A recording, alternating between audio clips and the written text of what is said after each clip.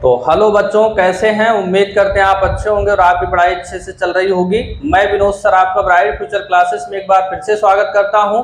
तो बच्चों, आज से हम त्रिकोणमिति स्टार्ट कर रहे हैं, त्रिग्नोमेट्री। तो ये आपके लिए एक नया चैप्टर होगा, क्योंकि इसके पहले आप 9th क्लास तक त्रिकोणमिति के बारे में आपको कोई जानकारी नहीं थी। इसलिए आप लोग बहुत ही ध्यान से इस क्लास को देखिएगा, बीच बीच में छोड़कर आप बिल्कुल क्लास को मत देखिएगा, जिससे आपको सारे कॉन्सेप्ट आपके समझ में आ जाए। क्योंकि जब भी कोई नई चीज सीखते हैं तो कुछ भी अगर बीच में हमारा छूट जाता है तो हमको बाद में बहुत प्रॉब्लम होती है। इसलिए आप पूरी क्लास को एकदम अच्छे से देखिएगा। अगर एक बार में अगर आपके समझ में नहीं आ रहा है, 2 बार 3 बार आप देखिएगा तो आपके जरूर सब कुछ समझ में आ जाएगा। तो आज आपकी क्लास कई दिन बाद हो रही है, लेकिन अब आपकी क्लास कंटिन्यू होगी। तो आइए हम क्लास को स्टार्ट करते हैं।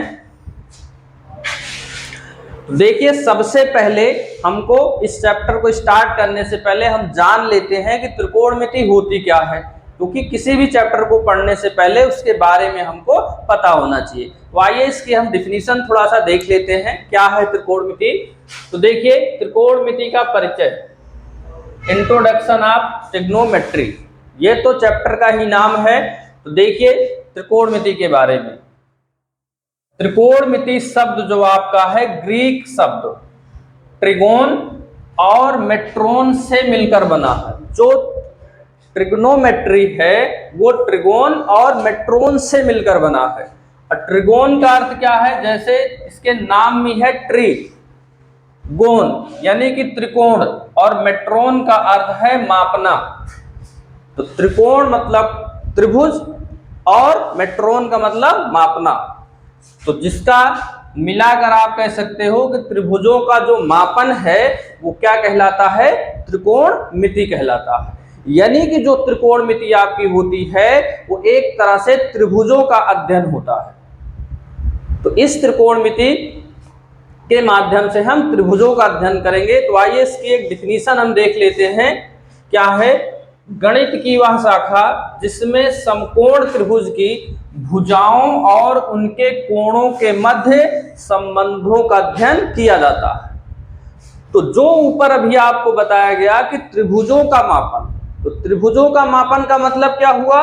जो उनकी भुजा हैं और जो उनके कोण हैं, समकोण त्रिभुज के, उनके बीच जो रिलेशन होता है वो आपका क्या कहलाता है? त्रिकोणमिति कहलाता है। ये तो इसकी आपकी पूरी डिफिनीशन हो गई। अब हम डिफिनीशन के बाद आगे अगला टॉपिक देखते हैं, क्या है? अब हमको देखना है कि त्रिकोणमिति अनुपात क्या होता है, अर्थात ट्रिग्नोमेट्रिक रेशियो क्या होता है। क्योंकि इसी त्रिकोणमिति अनुपात पर ही पूरी त्रिकोणमिति आपकी बेस्ड होती है। तो इसके बारे में हम जानेंगे। आपके लिए नया है त्रिकोणमिति का अनुपात, ध्यान से समझिएगा कि त्रिकोणमिति अनुपात आपका आता कहां से है। यही पूरी त्रिकोणमिति यहीं से शुरू होती है। तो देखिए इसकी डिफिनीशन पहले हम देख लेते हैं। समकोण त्रिभुज की किन्हीं दो भुजाओं का अनुपात त्रिकोणमिति अनुपात कहलाता है। समकोण त्रिभुज के किन्हीं दो भुजा का रेशियो अगर हम निकालेंगे तो जो हमको प्राप्त होगा वो क्या कहलाएगा? त्रिकोणमिति अनुपात कहलाएगा। अब वो त्रिकोणमिति अनुपात होते कितने हैं, आइए हम देख लेते हैं। तो सबसे पहले एक त्रिभुज बना लेते हैं, समकोण त्रिभुज बना लिए यहाँ पे हम।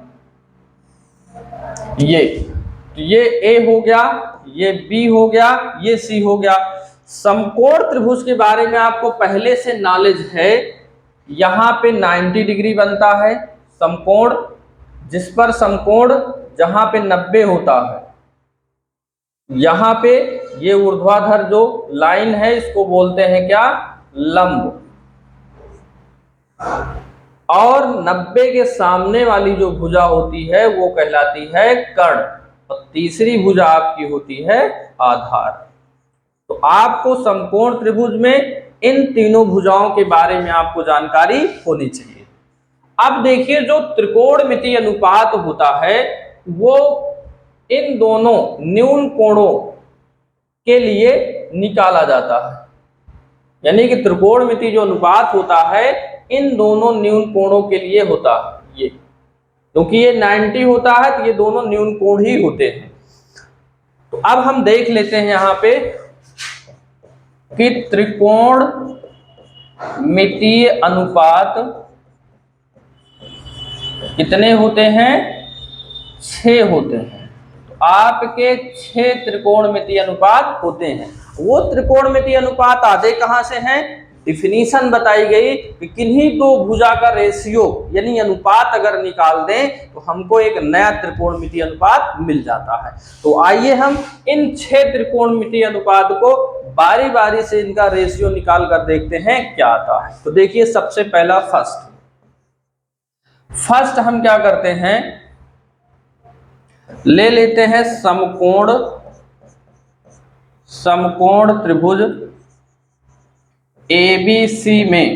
अब देखिए यहां पे क्या होता है, ये आपको बताया कि किन्हीं दो कोणों के लिए में से किसी एक के लिए निकाला जाता है। मान लीजिए हम इस कोण के लिए निकाल रहे हैं और इसको हम कोण का नाम दे दिए थीटा। तो पहला हम लेते हैं लंब को कर्ण से भाग देते हैं, यानी लंब और कर्ण का रेशियो लेते हैं। ये है लंब, ये है कर्ण, इसका रेशियो अगर लेंगे तो जो त्रिकोणमितीय अनुपात मिलेगा वो मिलेगा साइन थीटा। दूसरा देखते हैं, आधार और कर्ण का रेशियो जब हम लेते हैं तब हमको क्या मिलता है, कॉस थीटा। तीसरा हम लेंगे, तीसरा हमारा होगा लंब बटा आधार। तो जब लंब और आधार का रेशियो लेंगे तब हमारा क्या होगा, tan थीटा।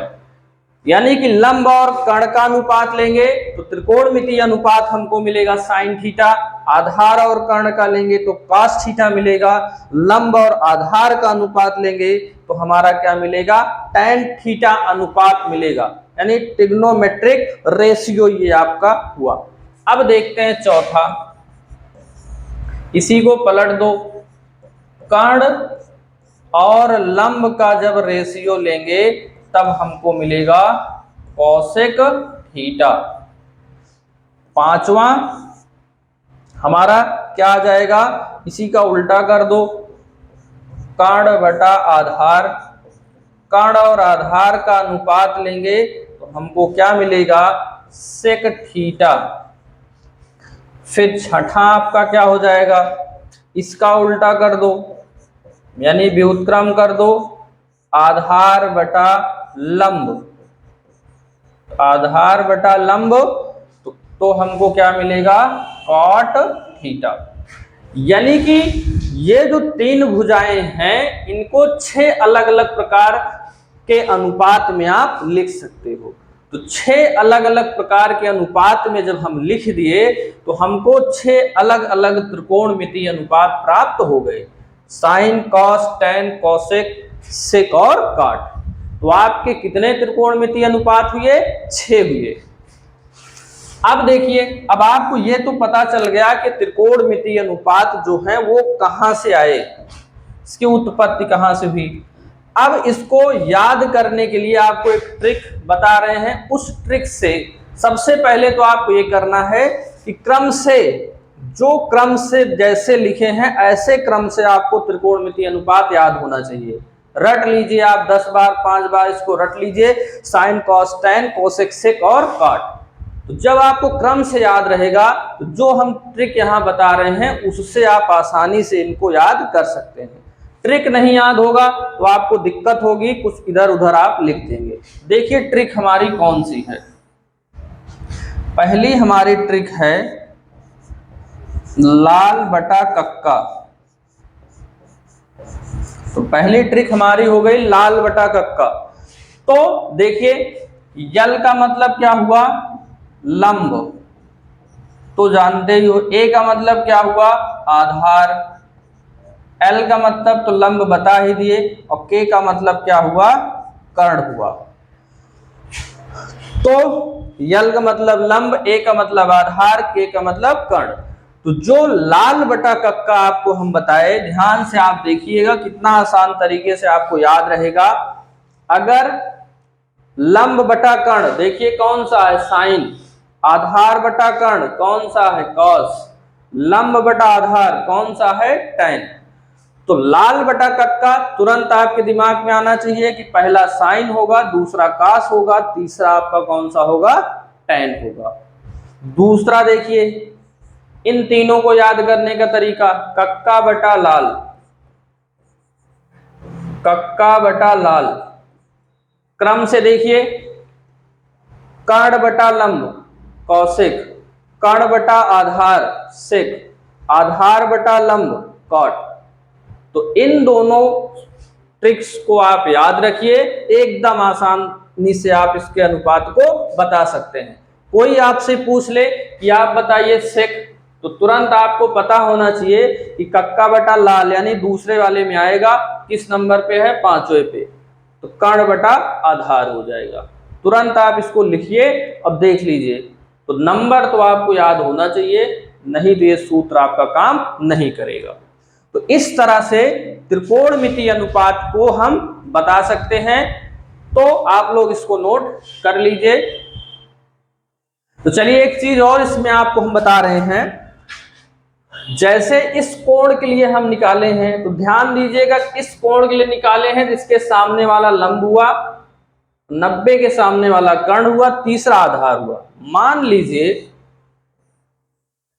कि यहां पे ABC यही नाम दें हम, थीटा इस कोण के लिए, इस न्यून कोण के लिए आपको त्रिकोणमितीय अनुपात बताना हो, तो ध्यान आपको ये रखना है कि थीटा के सामने वाला जो होगा वही लंब हमेशा होगा, चाहे ऊर्ध्वाधर लाइन हो चाहे क्षैतिज लाइन हो।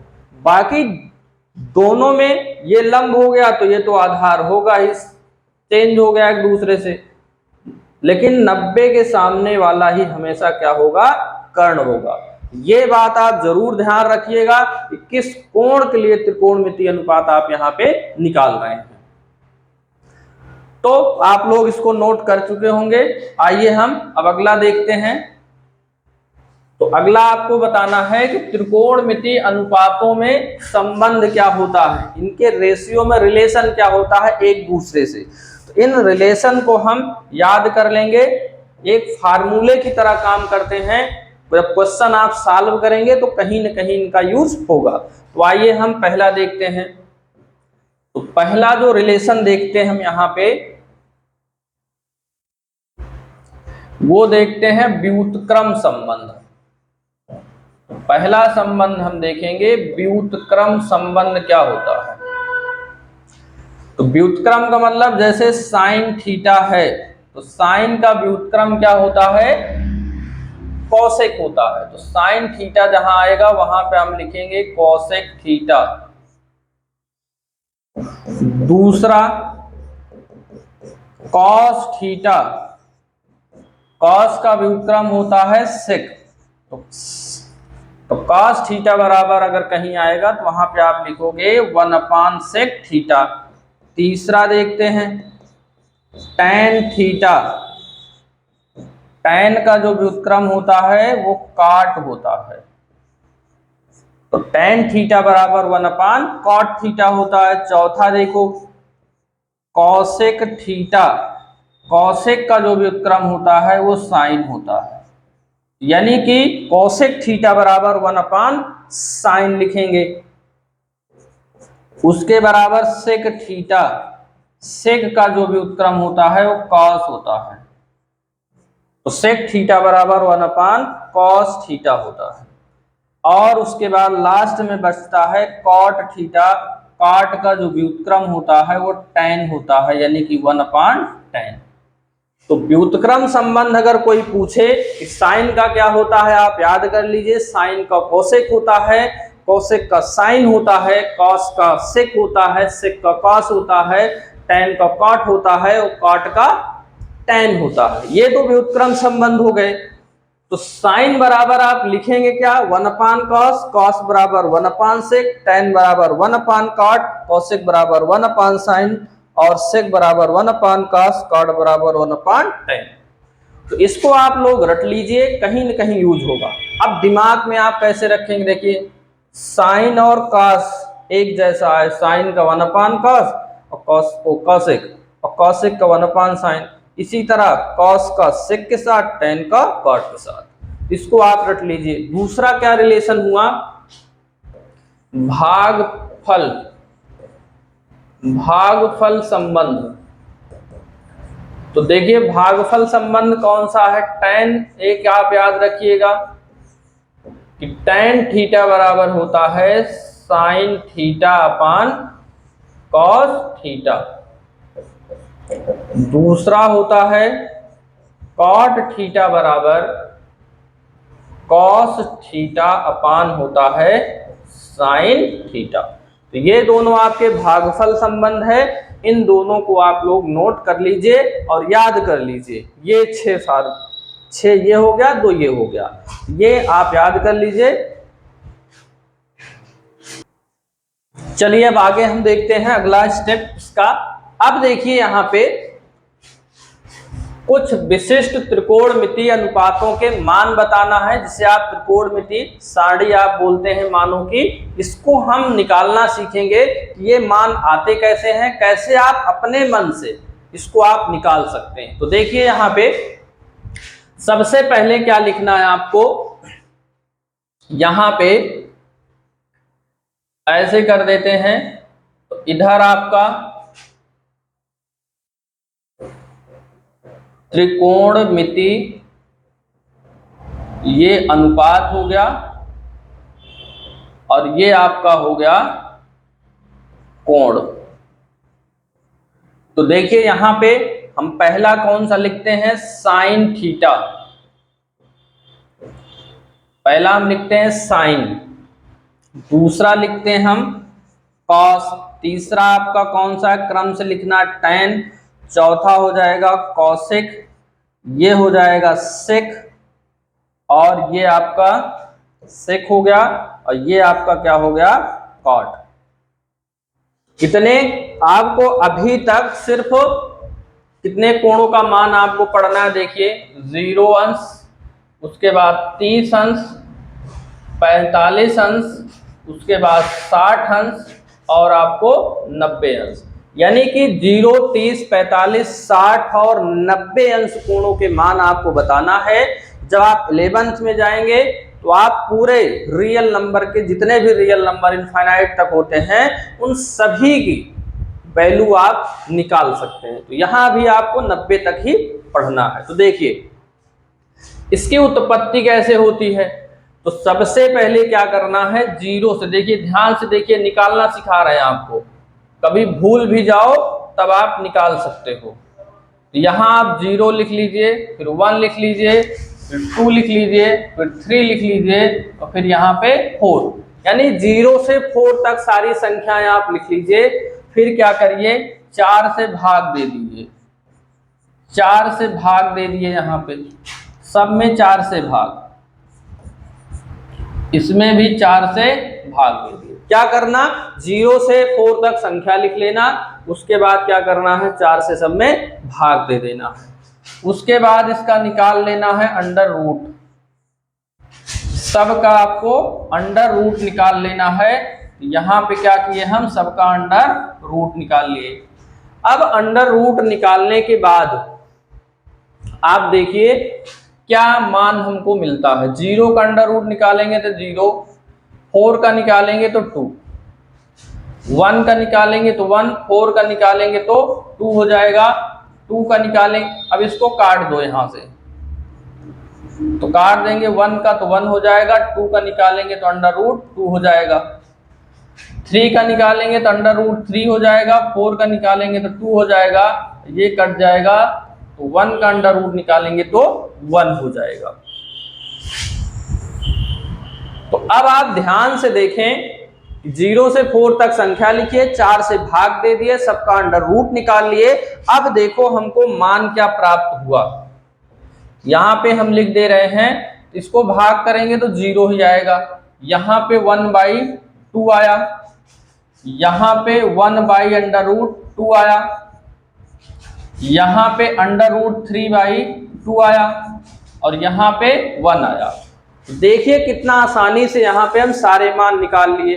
अब आपको याद रखना है 0 का 0, 30 का 1/2, 45 का 1/√2, 60 का √3/2, 90 का 1 आ गया।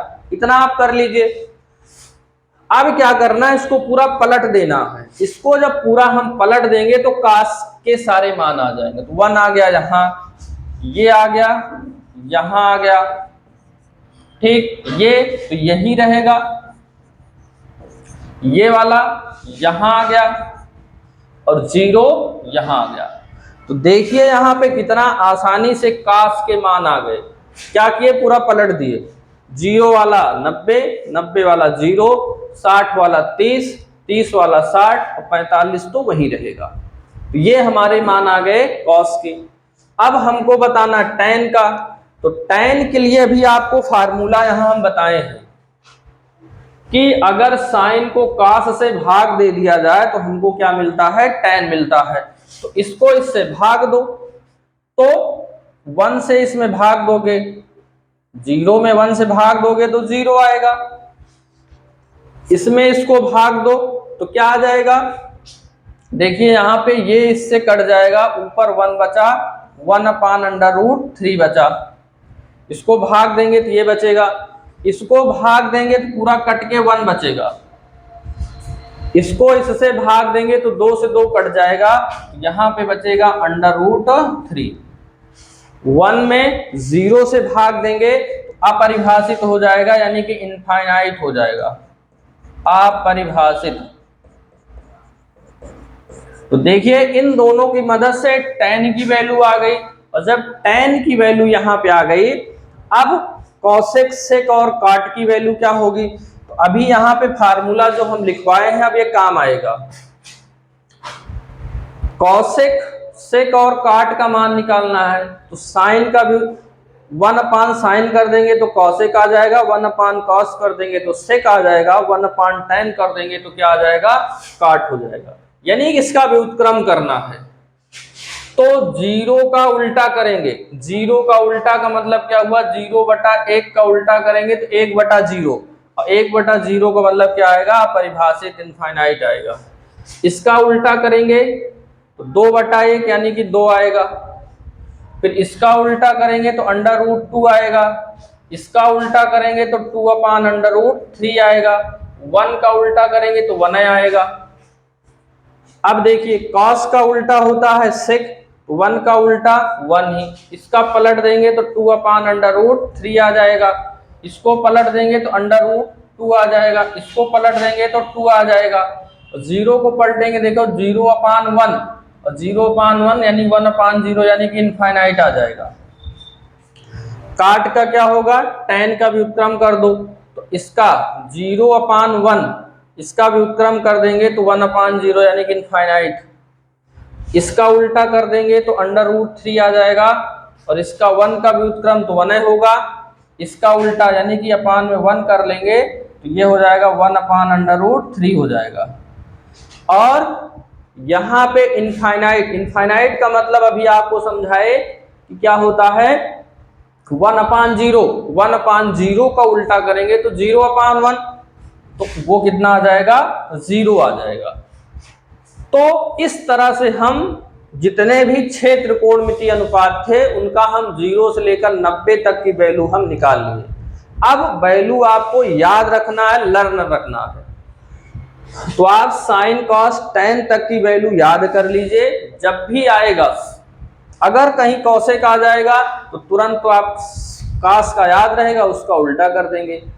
कहने का मतलब जैसे सेक 30 आ गया तो आपको कास 30 का अगर पता है तो तुरंत उसका उल्टा कर देंगे। देखिए कॉस 30 की वैल्यू यहाँ पे तुरंत उल्टा कर देंगे तो 2/√3। मान लीजिए आपको साइन 60 की वैल्यू याद है ये, अब आपसे कॉसेक 60 का पूछे तो आपको पता है कि कॉसेक साइन का व्युत्क्रम होता है, तुरंत पलट दो, इसकी वैल्यू आ जाएगी। तो साइन कॉस टैन का आप लोग रट लीजिए मान, इसके मदद से आप बाकी तीनों का बता सकते हैं। इस सारणी को आप नोट कर लीजिए, अच्छे से लर्न कर लीजिए, बहुत आगे इंपॉर्टेंट है ये। तो चलिए अब आगे हम देखते हैं कि त्रिकोणमिति सर्वसमीकाएं क्या होती हैं। वैसे तो आपके सिलेबस से ये कट गया है त्रिकोणमिति सर्वसमीकाएं, लेकिन कहीं ना कहीं आपके एक नंबर में कहीं पूछ सकता है, इसलिए आपको त्रिकोणमिति सर्वसमीकाएं हम आपको बता रहे हैं। तो देखिए पहली क्या है, sine square theta plus cos square theta is equal to 1 होता है। यहाँ पे 2 अभी हम छोड़ रहे हैं, 3 अभी छोड़ रहे हैं। क्यों छोड़ रहे हैं अभी समझ जाओगे। यहाँ पे 4, अगला क्या होता है आपका सेक स्क्वायर थीटा बराबर 1 प्लस टेन स्क्वायर थीटा। उसके बाद 5 यहाँ हम छोड़ रहे हैं, 6 यहाँ पे छोड़ रहे हैं। फिर यहाँ पे देखो 7, तो 7 आपकी है कॉसेक स्क्वायर थीटा बराबर 1 प्लस कॉट स्क्वायर थीटा। तो 3 मेन सर्वसमीकाएं आपकी यहाँ पे हैं। देखो सर्वसमीका का मतलब आप पहले जान लीजिए क्या होता है। जो सर्वसमीकाएं होती हैं उनमें कहीं इक्वल लगा होता कहीं ना कहीं। तो इक्वल से आप पहचानते हैं वो या तो सर्वसमीका होगी या तो समीकरण होगा। तो सर्वसमीका वो कहलाती हैं जो सभी मान के लिए सत्य होती हैं, यानी थीटा की वैल्यू आप चाहे जो यहां रखेंगे हमेशा क्या होगी, ये सत्य होगी, इसलिए ये कहलाती है सर्वसमीका। तो देखिए इन तीनों को आपको एकदम याद रख लेना है। जब ये तीनों आपको याद होंगी तो इन्हीं को पक्षांतरण करके बाकी 2 और सर्वसमीकाएं हम बना लेंगे, जिससे 9 सर्वसमीकाएं हो जाएंगी। तो जैसे यहाँ साइन स्क्वायर थीटा की वैल्यू निकालेंगे इक्वल 1, कॉस इधर गया तो कॉस स्क्वायर थीटा। अगर हम कॉस स्क्वायर थीटा की वैल्यू निकालेंगे तो साइन उधर गया तो साइन स्क्वायर थीटा हो गया। यहां पे अगर हम tan स्क्वायर थीटा की वैल्यू निकालेंगे तो 1 इधर आएगा, पक्षांतरण आप कर लीजिएगा तो ये बन जाएगा -1। अब tan इधर लेके आएंगे तो tan इधर लेके आएंगे तो माइनस में tan स्क्वायर थीटा हो जाएगा, इक्वल के बाद कितना बच जाएगा, 1 बच जाएगा। इसमें देखिए इसमें अगर कॉट स्क्वायर थीटा की वैल्यू बताना हो तो 1 इधर आएगा, यानी कि ये बनेगा कॉसेक स्क्वायर थीटा -1, और काट इधर लाएंगे तो माइनस कॉट स्क्वायर थीटा होगा, इक्वल के बाद क्या बच जाएगा, 1 बच जाएगा। तो इन तीनों सर्वसमीकाओं को आप एकदम रट लीजिए, और ये तीनों अगर आपको रटी रहेंगी तो बाकी 6 सर्वसमीकाएं आप अपने मन से निकाल सकते हैं। अब याद करने का क्या तरीका है, आपको ये तो पता होना चाहिए सर्वसमीकाएं जो होती हैं वो किन किन त्रिकोणमितीय अनुपातों में संबंध होता है। तब देखते ही आप पहचान जाओगे कि यहाँ पे ये सर्वसमीका यूज हो रही है। तो आप याद रखिएगा साइन कॉस वाली सर्वसमीका साथ में होती है, सेक और tan साथ में होता है, और कॉसेक और कॉट साथ में होता है। तो कहीं स्क्वायर दिखे तो ये आपके फार्मूले कहीं न कहीं बन जाते हैं। इसको भी आप लोग नोट कर लीजिए। अगला आपका है पूरक त्रिकोणमिति अनुपात। ये भी आपके सिलेबस में नहीं है, लेकिन इसको भी आपको बता दे रहे हैं, कहीं पे यूज आएगा तो आप वहां पे आप कर सकते हैं। तो देखिए पूरक त्रिकोणमिति अनुपात क्या है। तो साइन थीटा बराबर होता है cos 90 minus theta. Cos theta बराबर होता है, या इसको हम इस तरह से लिखें कि साइन 90 माइनस थीटा बराबर होता है कॉस थीटा, और कॉस थीटा बराबर होता है 90 माइनस कॉस 90 माइनस थीटा बराबर होता है साइन थीटा। तीसरा आपका क्या है, tan 90 माइनस थीटा बराबर होता है कॉट थीटा, और उसके बाद कॉसेक 90 माइनस थीटा बराबर होता है आपका सेक थीटा।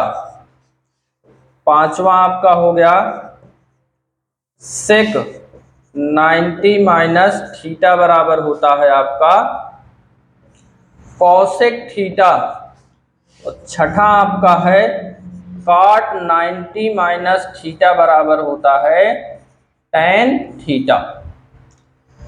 तो ये आपके क्या हो गए, पूरक त्रिकोणमिति अनुपात हो गए। तो आपको इस तरह से याद रखना है। देखिए पूरक में और व्युत्क्रम में अंतर हो गया।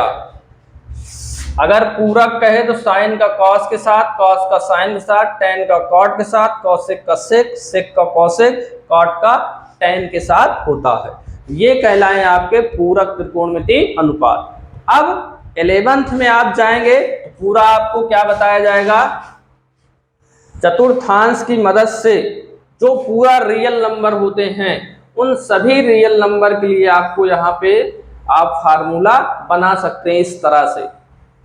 तो अभी आपके यहाँ उसका यूज नहीं है, इसलिए आपको सिर्फ इतना यानी फर्स्ट चतुर्थांश, पहले चतुर्थांश के लिए ही बताया जा रहा है। यहाँ से यहाँ तक 90 होता है आपका, फिर आगे आप यहाँ से यहाँ तक 180, फिर 270, फिर 360, फिर 360 में फिर 90, फिर 180, फिर उसमें 90, इस तरह से आप जोड़ते हुए वैल्यू बता सकते हैं। तो इसको भी आप लोग नोट कर लीजिए। तो देखिए बच्चों, आज की क्लास में जितना भी त्रिकोणमितीय अनुपात का बेसिक था उतना आपको हम बता दिए हैं। अब अगली क्लास में हम जो एक्सरसाइज है उनको हम सॉल्व करेंगे। तो आप लोग इसको देखिए अच्छे से, एक बार में ना समझ में आए 2 बार देखिए, क्योंकि आपके लिए नया टॉपिक है तो आपको जरूर समझ में आ जाएगा।